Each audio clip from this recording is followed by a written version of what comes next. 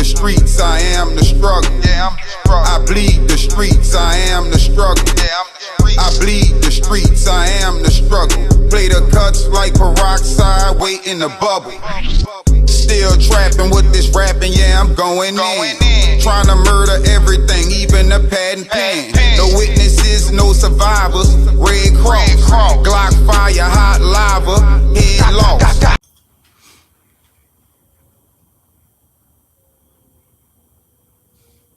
Slum 1200 GGI mob shit, and I'm back. We're gonna be going back in that know you with it. And we're gonna be talking about Glen Metz. You know what I'm saying? The notorious Glen Metz gang.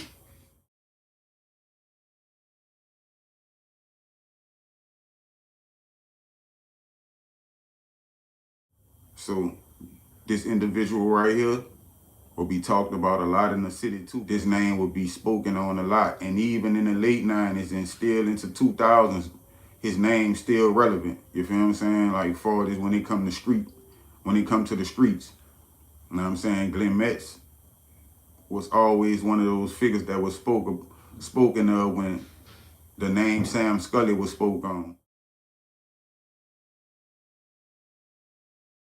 People would always bring up Glen Metz because at some point I think they had some beef or something going on between the Metz gang and Scully due to Scully acting bad with a connect or something like that, if I ain't mistaken. But I'm gonna read to y'all what I got on Glen Metz, you know what I'm saying?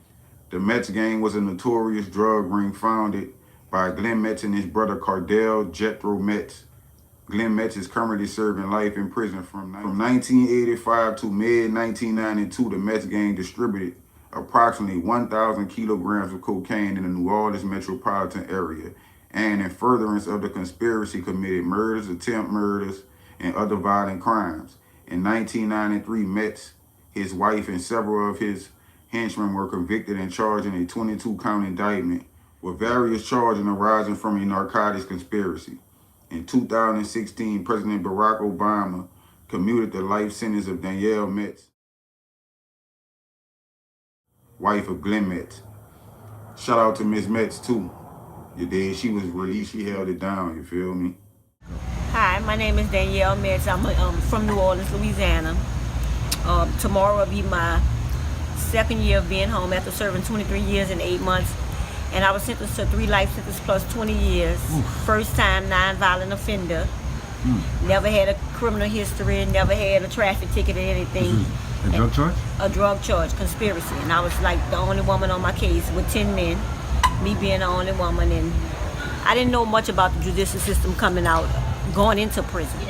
But what because I asked the people, I said, can you give me 20 years probation? Because I figured like, just give me 20 years probation. I know I'm not gonna ever do anything. But the judge told me at my sentences that I had forfeited my right to live in a humane society. Whoa. And anybody The judge actually said that to you?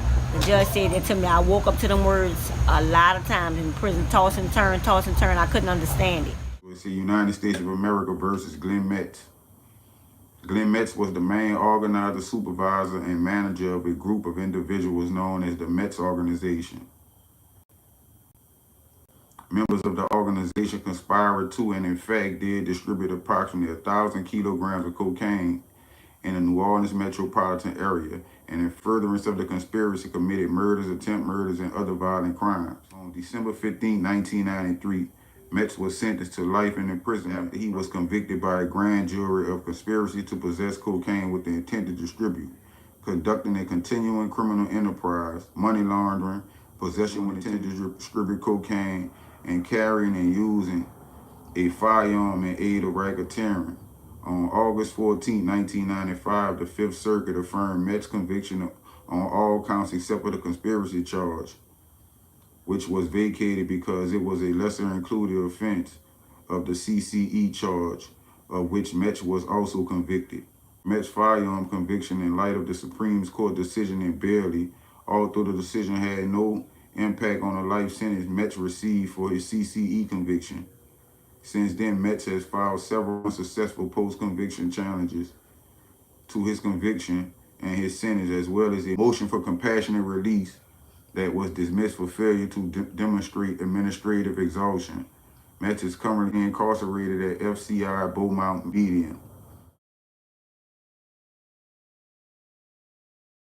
He asked the court to reduce his sentence to a term of time served or release him to home confinement. Metz argued that in fact he is serving a life sentence for what he describes as nonviolent offense.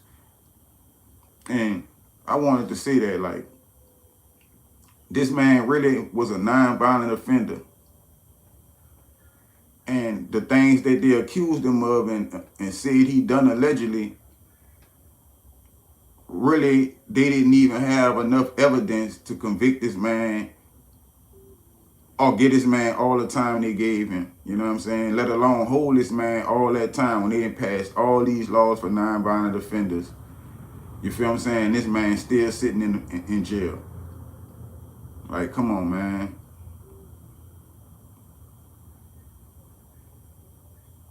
This man really was a nonviolent offender.